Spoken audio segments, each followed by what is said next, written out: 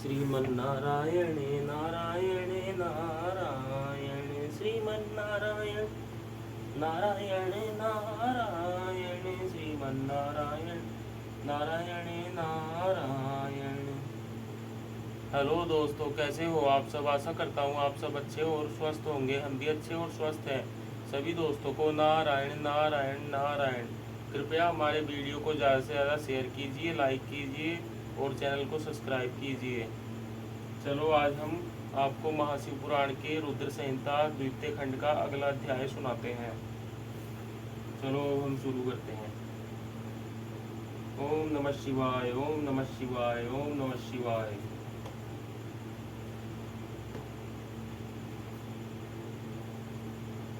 जय हो ब्रह्मा विष्णु महेश की जय।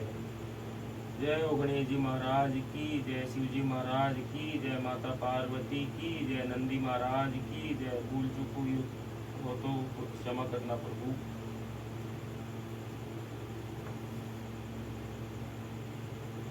आज का हमारा 19वां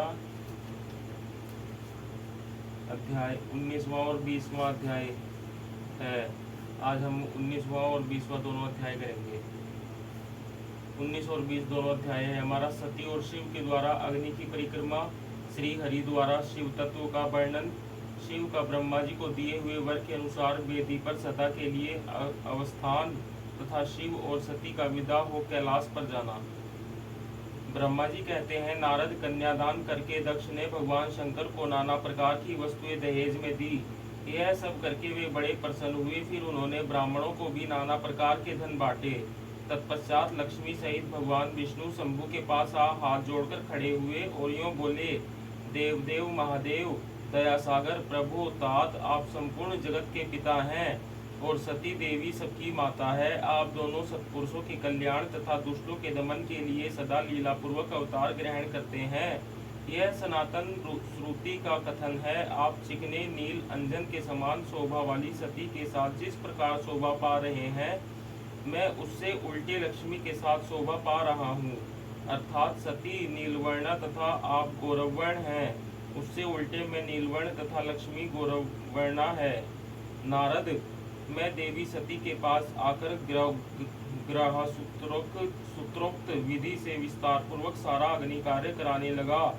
मुझ आचार्य तथा ब्राह्मणों की आज्ञा से शिवा और शिव ने बड़े हर्ष के साथ विधि पूर्वक अग्नि की परिक्रमा की। उस समय वहां बड़ा अद्भुत उत्सव मनाया गया। गाजे बाजे और नृत्य के साथ होने वाला वह उत्सव सबको बड़ा सुखद जान पड़ा।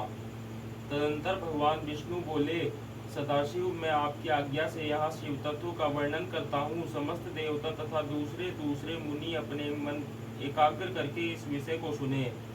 भगवान, आप प्रधान और अप्रधान हैं, आपके अनेक भाग हैं, फिर भी आप भाग रहित हैं। ज्योतिर्मय स्वरूप वाले आप परमेश्वर के ही हम तीनों देवता अंश हैं। आप कौन, मैं कौन और ब्रह्मा कौन है? आप परमात्मा के ही ये तीन अंश हैं जो सृष्टि पालन और संहार करने के कारण एक दूसरे से भिन्न प्रतीत होते हैं। आप अपने स्वरूप का चिंतन कीजिए। आपने स्वयं ही लीला पूर्वक शरीर धारण किया है। आप निर्गुण ब्रह्म रूप से एक हैं। आप ही सगुण ब्रह्मा हैं और हम ब्रह्मा विष्णु तथा रुद्र तीनों आपके अंश हैं। जैसे एक ही शरीर के भिन्न भिन्न अवयव मस्तक, ग्रीवा आदि नाम धारण करते हैं तथापि उस शरीर से भिन्न नहीं है, उसी प्रकार हम तीनों अंश आप परमेश्वर के ही अंग हैं, जो ज्योतिर्मय आकाश के समान सर्वव्यापी एवं निर्लेप स्वयं ही अपना धाम पुराण, कुटस्थ, अव्यक्त, अनंत, नित्य तथा दीर्घ आदि विशेषणों से रहित निर्विशेष ब्रह्मा है। वही आप शिव हैं, अतः आप ही सब कुछ हैं। ब्रह्मा जी कहते हैं, मुनीश्वर भगवान विष्णु की यह बात सुनकर महादेव जी बड़े प्रसन्न हुए। तदंतर उस विवाह यज्ञ के स्वामी परमेश्वर शिव प्रसन्न हो लौकिक की गति का आश्रय ले हाथ जोड़कर खड़े हुए मुझ ब्रह्मा से प्रेम पूर्वक बोले। शिव ने कहा, ब्रह्मान, आपने सारा वैवाहिक कार्य अच्छी तरह संपन्न करा दिया। अब मैं प्रसन्न हूँ। आप मेरे आचार्य हैं, बताइए आपको क्या दक्षिणा दूं? सूर्यज्येष्ठ, आप उस दक्षिणा को मांगिए। महाभाग, यदि वह अत्यंत दुर्लभ हो तो भी उसे शीघ्र कहिए। मुझे आपके लिए कुछ भी अदेय नहीं है। मुने, भगवान शंकर का यह वचन सुनकर मैं हाथ जोड़ विनीत चित्त से उन्हें बारंबार प्रणाम करके बोला, देवेश, यदि आप प्रसन्न हो और महेश्वर, यदि मैं वर पाने के योग्य हूँ तो प्रसन्नतापूर्वक जो बात कहता हूँ उसे आप पूर्ण कीजिए। महादेव, आप इसी रूप में इसी वेदी पर सदा विराजमान रहें, जिससे आपके दर्शन से मनुष्यों के पाप धुल जाएं। चंद्रशेखर, आपका सानिध्य होने से मैं इस वेदी के समीप आश्रम बनाकर तपस्या करूं, यही मेरी अभिलाषा है। चैत्र के शुक्ल पक्ष की त्रयोदशी को पूर्वा फाल्गुनी नक्षत्र में रविवार के दिन इस भूतल पर जो मनुष्य भक्तिभाव से आपका दर्शन करे, उसके सारे पाप तत्काल नष्ट हो जाएं, विपुल पुण्य की वृद्धि हो और समस्त रोगों का सर्वथा नाश हो जाए। जो नारी दुर्भगा, बंध्या, कानी अथवा रूपहीना हो, वह भी आपके दर्शन मात्र से ही अवश्य निर्दोष हो जाए। मेरी यह बात उनकी आत्मा को सुख देने वाली थी। इसे सुनकर भगवान शिव ने प्रसन्नचित्त से कहा, विधातः, ऐसा ही होगा। मैं तुम्हारे कहने से संपूर्ण जगत के हित के लिए अपनी पत्नी सती के साथ इस वेदी पर सुस्थिर भाव से स्थिर रहूंगा। ऐसा कहकर पत्नी सहित भगवान शिव अपनी अंशरूपिणी मूर्ति को प्रकट करके वेदी के मध्य भाग में विराजमान हो गए। तत्पश्चात स्वजनों पर स्नेह रखने वाले परमेश्वर शंकर दक्ष से विदा ले अपनी पत्नी सती के साथ कैलाश जाने को उद्यत हुए। उस समय उत्तम बुद्धि वाले दक्ष ने विनय से मस्तक झुका हाथ जोड़ भगवान वृषभध्वज की प्रेम पूर्वक स्तुति की। फिर श्री विष्णु आदि समस्त देवताओं, मुनियों और शिवगणों ने नमस्कार पूर्वक नाना प्रकार की स्तुति करके बड़े आनंद से जय जयकार किया। तदंतर दक्ष की आज्ञा से भगवान शिव ने प्रसन्नता पूर्वक सती को वृषभ की पीठ पर बिठाया और स्वयं भी उस पर आरूढ़ हो वे प्रभु हिमालय पर्वत की ओर चले।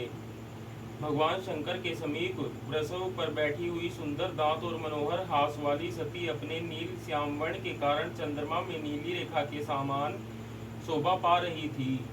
उस समय उन नवदंपति की शोभा देख श्री विष्णु आदि समस्त देवता, मरीचि आदि महर्षि तथा दूसरे लोग ठगे से रह गए, हिल डुल भी न सके तथा दक्ष भी मोहित हो गए। तत्पश्चात कोई बाजे बजाने लगे और दूसरे लोग मधुर स्वर से गीत गाने लगे। कितने ही लोग प्रसन्नतापूर्वक शिव के कल्याण में उज्जवल यश का गान करते हुए उनके पीछे पीछे चले।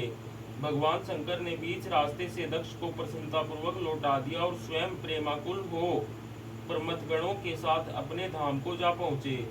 यद्यपि भगवान शिव ने विष्णु आदि देवताओं को भी विदा कर दिया था, तो भी वे बड़ी प्रसन्नता और भक्ति के साथ पुनः उनके साथ हो लिए। उन सब देवताओं, प्रमथगणों तथा अपनी पत्नी सती के साथ हर्ष भरे शंभु हिमालय पर्वत से सुशोभित अपने कैलाश धाम में जा पहुँचे। वहां जाकर उन्होंने देवताओं, मुनियों तथा दूसरे लोगों का बहुत आदर सम्मान करके उन्हें प्रसन्नतापूर्वक विदा किया। शंभु की आज्ञा ले वे विष्णु आदि सब देवता तथा मुनि नमस्कार और स्तुति करके मुख पर प्रसन्नता की छाप लिए अपने अपने धाम को चले गए।